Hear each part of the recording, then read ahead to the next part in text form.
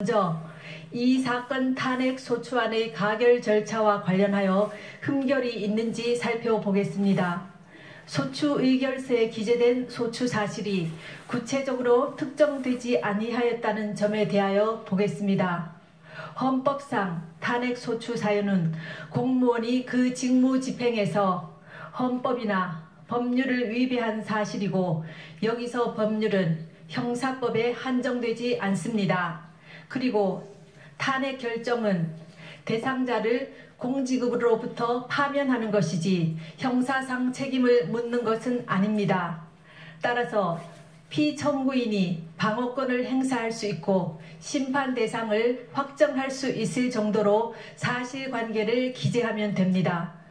이 사건 소추 의결서의 헌법 위배 행위 부분이 분명하게 유형별로 구분되지 않은 측면이 없지 않지만, 법률 위배 행위 부분과 종합하여 보면 소추 사유를 특정할 수 있습니다.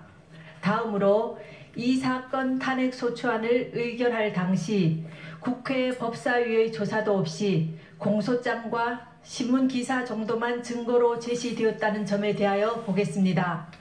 국회의 의사 절차의 자율권은 권력 분립의 원칙상 존중되어야 합니다. 국회법에 의하더라도 탄핵 소추 발의 시 사유조사 여부는 국회의 재량으로 규정하고 있으므로 그 의결이 헌법이나 법률을 위배한 것이라고 볼 수 없습니다. 다음, 이 사건 소추 의결이 아무런 토론 없이 진행되었다는 점에 관하여 보겠습니다. 의결 당시 상황을 살펴보면 토론 없이 표결이 이루어진 것은 사실이지만 국회법상 반드시 토론을 거쳐야 한다는 규정은 없고, 미리 찬성 또는 반대의 뜻을 국회의장에게 통지하고 토론할 수는 있습니다. 그런데 당시 토론을 희망한 의원은 한 사람도 없었으며 국회의장이 토론을 희망하는데 못하게 한 사실도 없었습니다. 탄핵 사유는 개별 사유별로 의결 절차를 거쳐야 함에도 여러 개 탄핵 사유 전체에 대하여 일괄하여 의결한 것은 위법하다는 점에 관하여 보겠습니다. 소추 사유가 여러 개 있을 경우 사유별로 표결할 것인지 여러 사유를 하나의 소추안으로 표결할 것인지는 소추안을 발의하는 국회의원의 자유로운 의사에 달린 것이고, 표결 방법에 관한 어떠한 명문 규정도 없습니다. 8인 재판관에 의한 선고가 9인으로 구성된 재판부로부터 공정한 재판을 받을 권리를 침해하였다는 점에 관하여 살펴보겠습니다. 헌법재판소는 헌법상 9명의 재판관으로 구성되어 있습니다. 그런데 현실적으로 재판관의 공무상 출장이나 질병 또는 재판관 퇴임 이후 후임 재판관 임명까지 사이의 공백 등 여러 가지 사유로 일부 재판관이 재판에 관여할 수 없는 경우는 발생할 수밖에 없습니다. 헌법과 법률에서는 이러한 경우에 대비한 규정을 마련해 놓고 있습니다. 탄핵의 결정을 할 때에는 재판관 6인 이상의 찬성이 있어야 하고 재판관 7인 이상의 출석으로 사건을 심리한다고 규정하고 있습니다.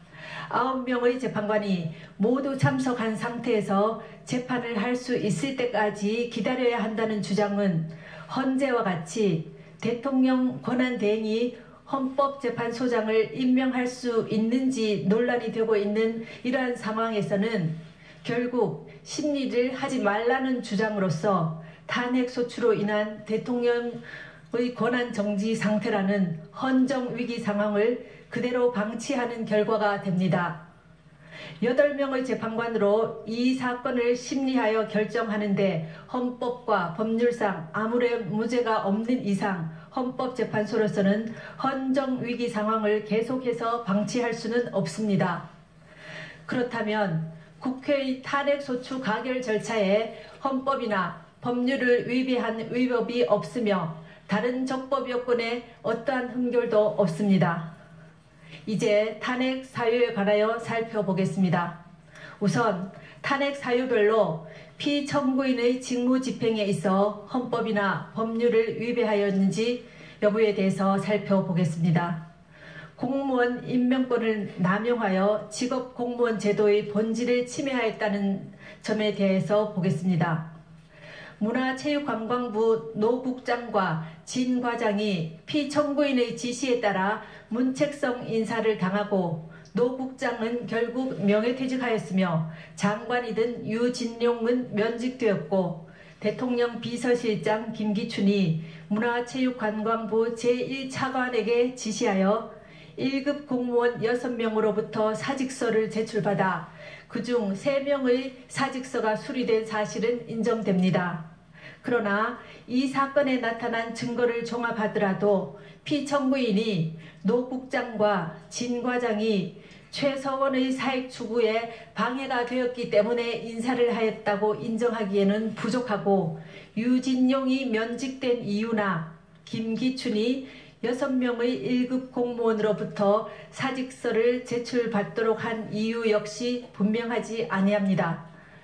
다음 언론의 자유를 침해하였다는 점에 관하여 보겠습니다. 청구인은 피청구인이 압력을 행사하여 세계일보 사장을 해임하였다고 주장하고 있습니다. 세계일보가 청와대 민정수석 비서관실에서 작성한 정윤회 문건을 보도한 사실과 피청구인이 이러한 보도에 대하여 청와대 문건의 외부 유출은 국기문란 행위이고 검찰이 철저하게 수사해서 진실을 밝혀야 한다고 하며 문건 유출을 비난한 사실은 인정됩니다. 그러나 이 사건에 나타난 모든 증거를 종합하더라도 세계일보에 구체적으로 누가 압력을 행사하였는지 분명하지 않고 피청구인이 관여하였다고 인정할 만한 증거는 없습니다. 다음 세월호 사건에 관한 생명권 보호 의무와 직책 성실 의무 위반의 점에 관하여 살펴보겠습니다. 2014년 4월 16일 세월호가 침몰하여 304명이 희생되는 참사가 발생하였습니다. 당시 피청구인은 관저에 머물러 있었습니다. 헌법은 국가는 개인이 가지는 불가침의 기본적 인권을 확인하고 이를 보장할 의무를 진다고 규정하고 있습니다. 세월호 침몰 사건은 모든 국민들에게 큰 충격과 고통을 안겨준 참사라는 점에서 어떠한 말로도 희생자들을 위로하기에는 부족할 것입니다. 피청구인은 국가가 국민의 생명과 신체의 안전보호 의무를 충실하게 이행할 수 있도록 권한을 행사하고 직책을 수행하여야 할 의무를 부담합니다. 그러나 국민의 생명이 위협받는 재난 상황이 발생하였다고 하여 피청구인이 직접 구조활동에 참여하여야 하는 등 구체적이고 특정한 행위 의무까지 바로 발생한다고 보기는 어렵습니다. 또한 피청구인은 헌법상 대통령으로서의 직책을 성실히 수행할 의무를 부담하고 있습니다. 그런데 성실의 개념은 상대적이고 추상적이어서 성실한 직책 수행 의무와 같은 추상적 의무 규정의 위반을 이유로 탄핵 소추를 하는 것은 어려운 점이 있습니다. 헌법재판소는 이미 대통령의 성실한 직책 수행 의무는 규범적으로 그 이행이 관철될 수 없으므로 원칙적으로 사법적 판단의 대상이 될 수 없어 정치적 무능력이나 정책 결정상의 잘못 등 직책 수행의 성실성 여부는 그 자체로는 소추 사유가 될 수 없다고 하였습니다. 세월호 사고는 참혹하기 그지없으나 세월호 참사 당일 피청구인이 직책을 성실히 수행하였는지 여부는 탄핵 심판 절차의 판단 대상이 되지 아니한다고 할 것입니다. 지금부터는 피청구인의 최서원에 대한 국정 개입 허용과 권한 남용에 관하여 살펴보겠습니다.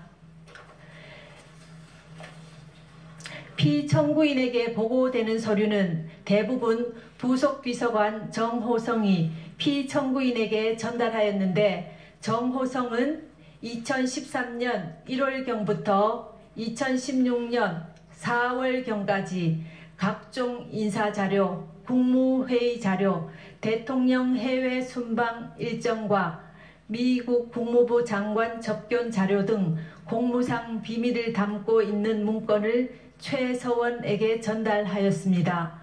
최서원은 그 문건을 보고 이에 관한 의견을 주거나 내용을 수정하기도 하였고 피청구인의 일정을 조정하는 등 직무활동에 관여하기도 하였습니다.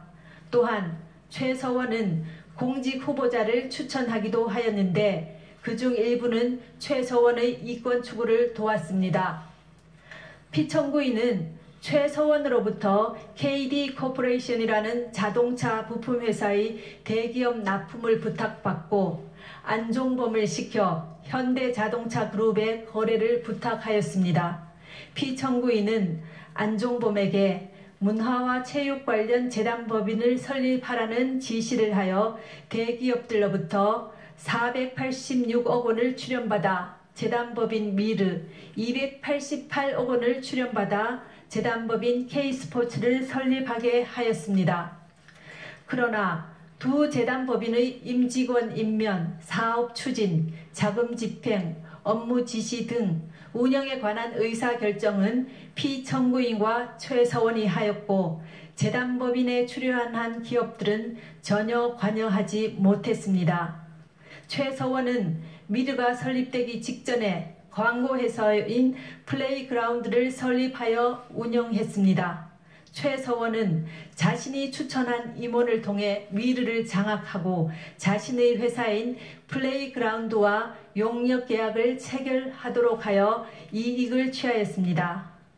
그리고 최서원의 요청에 따라 피청구인은 안종범을 통해 KT에 특정인 두 사람을 채용하게 한 뒤 광고 관련 업무를 담당하도록 요구하였습니다.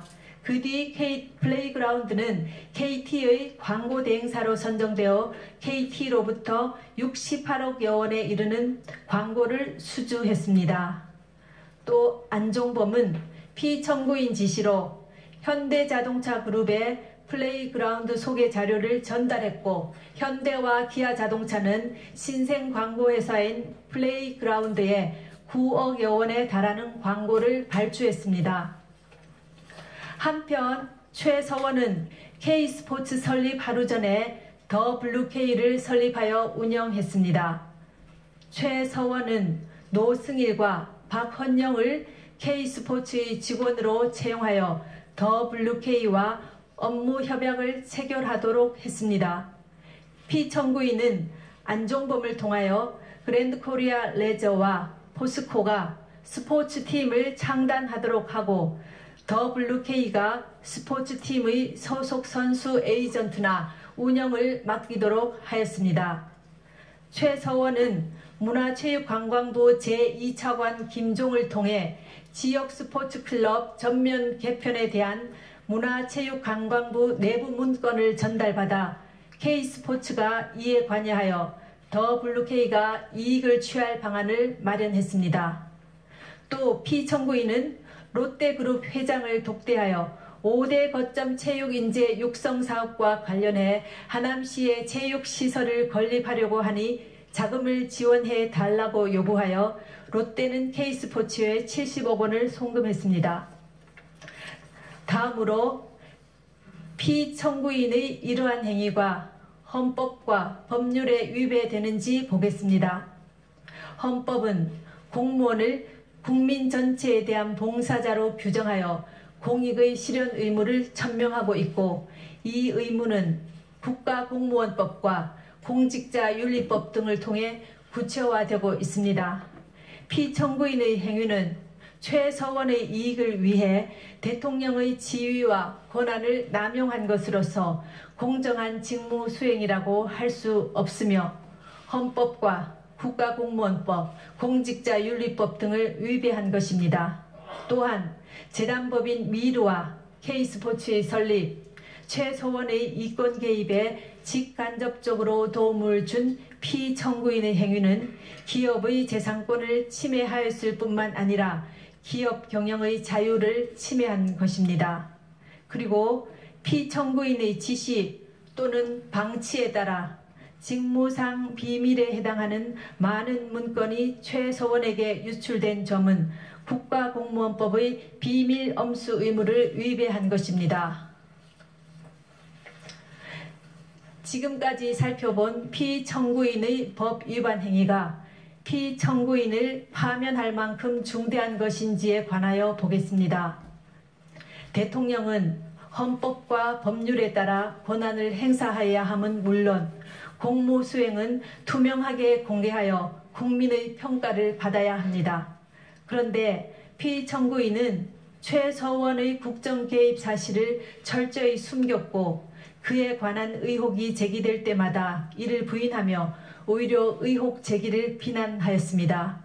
이로 인해 국회 등 헌법기관에 의한 견제나 언론에 의한 감시 장치가 제대로 작동될 수 없었습니다. 또한 피청구인은 미르와 K스포츠 설립, 플레이그라운드와 더 블루K 및 KD 코퍼레이션 지원 등과 같은 최소원의 사익 추구에 관여하고 지원하였습니다.